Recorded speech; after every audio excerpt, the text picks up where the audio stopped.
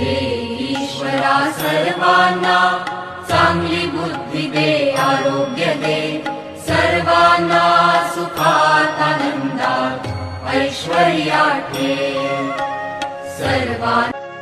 हे ईश्वरा सर्वांना चांगली बुद्धी दे, आरोग्य दे, सर्वांना सुखात आनंदात ऐश्वर्यात ठेव.